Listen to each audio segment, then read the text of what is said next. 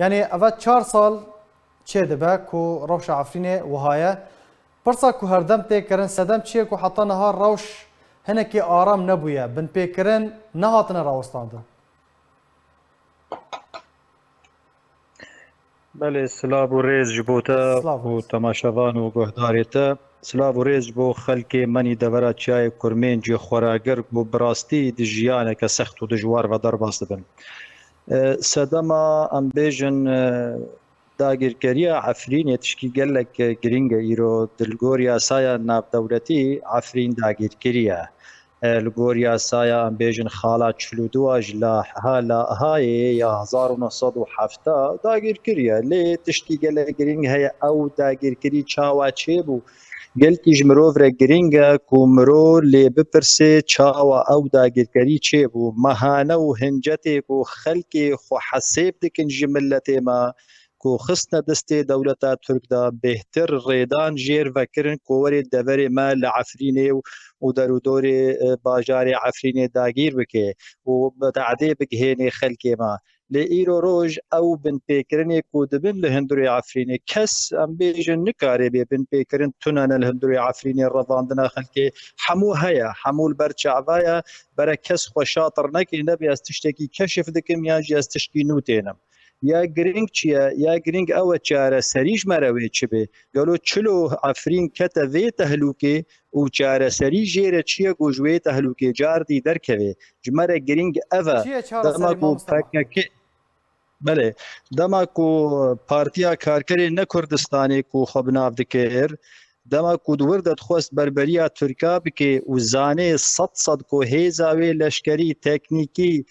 سربازی بقاسی ترکانینا پیوست بو سیاست که بکار بینه اگر خراس دیت با خودی کردا پیوست بو دیپلماسیت که بکار بینه نه پشتی مثلا کو حموت جدست خدای تازه نو رایدار وانا پیواد کون ایوه که مظلوم عبدی و ایوه که سرکرده وای القندیل کود بیجن ام آمادن هر شرکه که دا ام هرن چاف پیکفتنا لگل دولتا داگیر کرکو گود بیجن یعنی امجی دبینن دیاسایا ناف دولتی دا داگیر کره لی او دمات بی داگیر کر به رنگ کی دی بیجن کود به ایدی دجمن میسرکی و اولو داوی او دما جیر آمادن چاف پیکفتنا بکن و لقاء پیر بکن واتا اف پارادوکسا سیاسی ایدی تشتکی زلال تینه هوله کو بلا سری کردا گو هاتی نتنیج دجمنی داگیر کری کردستانیا بلکو زیادتر جو پارتیا کار کری گو خب نافدکی کردستانی کو او بلا آنی سری فقیر و هجاری ملعفینه. بله. ما مصطفى محمود تبحثا چار سر کرنه دکر یعنی دسپیکا خفتنا خودتا گوت پکک صدما هری سرکه کو روشا عفرینه گهشتا و آسته باشا چار سری چیه؟ ایرو يعني راستيه كو 4 سالن هر جورك بن بيكرنان در ما في خلقن كل در مانه تنا انجام دان دوی چوارا کرن بله دماکو ام بیجن پرسکریکا سرکی یانجی صدما سرکی کو هش ترک ایریشی هریما کردی بکی و چیای کرمنج داگیر که وقع بنت پیکفتی کونها ام لسر آخفن و یکسانی لسر تنام حمور ریکفتی نکو چد به او د سلاداری هات و گوهستن هات کردستان روج آوا ایرو روج حمو تکتیک خواکار خواراگهاندن خوالف و تفگر خوال کردستان روج آوا جاردی عینی ویدکن جبوه چارسری دنرین آمده اوه یک ماینا و حمو لافیته و ناو و صورت و رسم و خطیروش که واناد کردستان روش آباد نمینن دویگو کرد و تفگر سیاسی حمول سر وی ریک کوی جبرگو اف پارتیا هانا یاند وی راگ هینه کوش بو ملت کرد کاردکه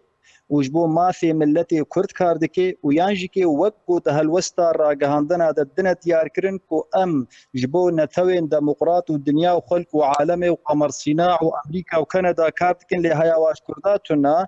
او دلوی یکیج هرد که هل بجیرن او یک یا سرکا اما کود ورده نبینن او مهانت دست ترکادا نامینه هەر داگیرکەریەک دەما دەست پێ دەکەێت داویاویژی هەیە یان وێ کێفا خوشوێ عەردێ دەرکەوێ حەتانی حکمێکی بەگوهێز دەموقرات ئازاد چێ ببێت گۆر یاسایە ناودەوڵەتی یانژیکێ وێ بزۆر و قووەتە دەوڵەتێن یەکگرت نەتەوێن یەکگرتی وەرن فشارێ دەینە سەر بێ دەوڵەتێ گۆدەخن لێ ئەب دەوڵەت حتا مەهانەیە داگیرکردنا عەفرینێ دەبەرە چیای گورمێنج دەستێ وێ دە زیندیە ساغلەمە